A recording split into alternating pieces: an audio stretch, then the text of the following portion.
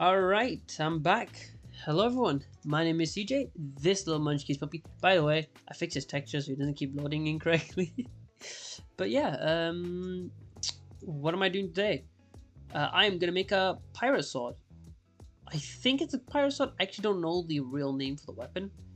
But listen, pirates have these weapons, okay? They look cool. Actually, speaking about pirate swords, I do have a pirate hat. I'm gonna show it, I'm gonna wear it for this episode. There you go, look at that. I even have the lopsided eyes just to make it better. So yeah, we're gonna do a... Damn it, what was I saying again? Oh yeah, pirate swords, we're gonna make pirate swords. Onwards to sword number 6. Enjoy the time lapse and my commentary. And here we go. So the sword is actually called a Cutlass. Not a pirate sword, it's called a Cutlass. And apparently also ninjas used it. It was like a dual wielding weapon, apparently. I'm not saying like I've done any research, but I've just been told these things. So anyways, this idea was given by Toggle Jam and Nightmare, two friends, two great good friends. But they gave me the idea to make this weapon, so I'm doing it now. They did also say do a sai, but I was really bad at making a sai. If you're wondering what a sai is, the thing that Raphael uses in Teenagers Mutant Ninja, the turtles that were born in sewers and raised by a rat. Anyways, yeah, that one. This sword was a pain. Was the handle. The handle was a pain to make. It wasn't fun. It was so hard. It was so hard. But I got to the point where I was like, you know what? If I keep messing around with it, it'll get worse and worse and worse. So you know what? I left it. I tried some different styles, like maybe instead of using a cylinder, I used a sphere, then cut it in half to make the top half of the handle and the bottom half of the handle. I also made the center part of the handle a lot more crooked because I saw a few models. I look at other models as references just in case, if I want to take an idea from there, I'll take it. So I made mine crooked because the other ones were, and I was like, you know what? See if it looks nice. Thinking about it now, I think I would not do it next time, where I'd make a crooked handle. But yeah, there you go. Enjoy the rest of the time lapse. We're gonna go over texturing because it was a bit different this time around. So yeah, enjoy.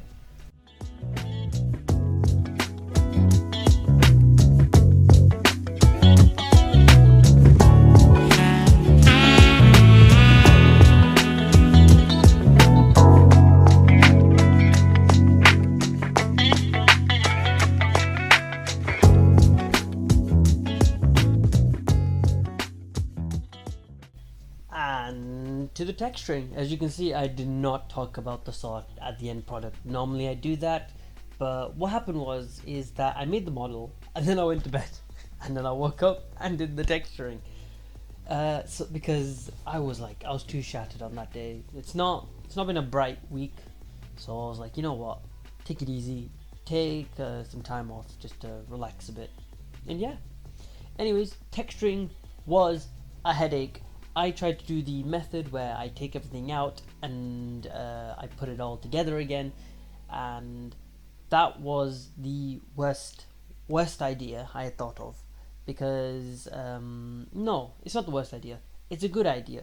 You should try and do this. It's a good technique. You get your own texture maps first of all, and you can try and make them more cleaner and whatever. But it was just, I could never have everything aligned, and I really hated it. So, bright idea. I tried to do a different method. You won't be able to see this method in this turn. What I end up doing is, you'll just see like the whole method of me doing both of them. But in the other one, what I did was I turned... So what it does... Okay, let me explain this. Sorry about this. Texturing, what it does, it turns entire blocks into a face. So a side is a face. So everything facing the north side is one tile set, and it'll create an island where all those islands would then share one texture map. So if you drew a line from one end to the other end, it'll connect seamlessly. Sometimes it might not, sometimes it will, sometimes it might be a bit smaller or bigger depending on the faces.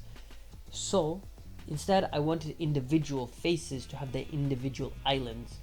This means that I can have more sharper edges, although lines might not, connect together, for example. But with a sword like this, look, as you can see on here, you can see like it's fading into the other one. I don't want to do that. So instead I want it to be its own island on its own thing. And that's what I end up doing at the next section, where I end up deleting this one and I end up redoing the whole texturing. It turned out a lot better when I did it like that. So I'll see you guys when it's both completed.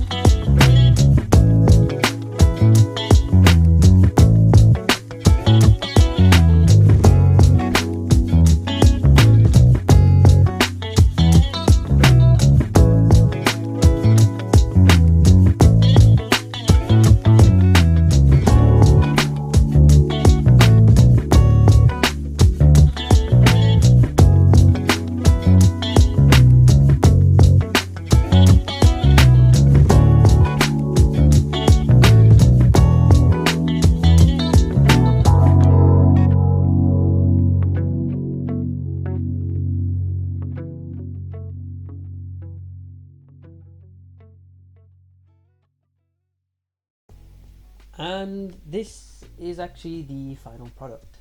So future CJ, by this is the commentary CJ.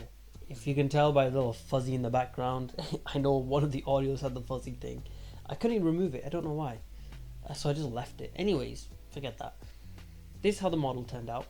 I hate the handle. I don't know why I didn't make it gold. I don't know why I didn't make the handle gold. That would have made so much more sense. But no, I had to be smart about it. I had to be really, really cheeky about it. And I did a purple one. Overall though, the model didn't turn out bad. The head itself, texturing of the head was fine. It's how I do swords anyway, so it's not something I hated. I really do like the way it looks. There's a few things I might change. For example, like I'd probably turn the front part forward a bit and then the head part back. I actually end up showing it in this segment, like, because I thought I was talking, but the camera, the video just did not catch my audio.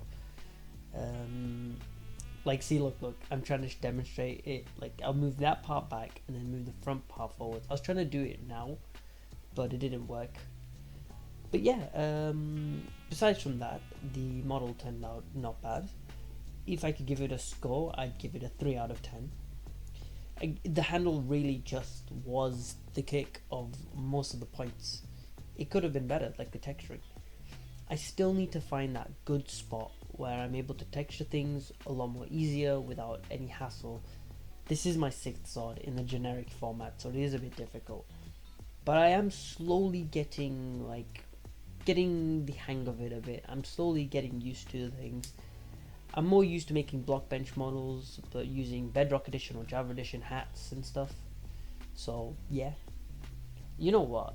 If I'm feeling up to it, I might end up recording some of those as well.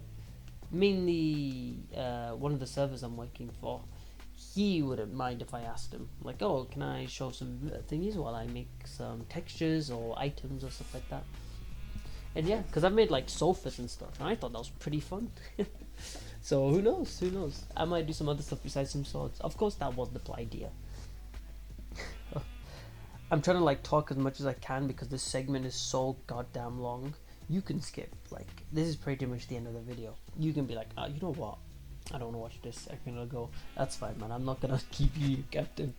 I'm not gonna keep you here. But yeah, that's pretty much it. I end up actually removing some of these points. I end up like changing it after.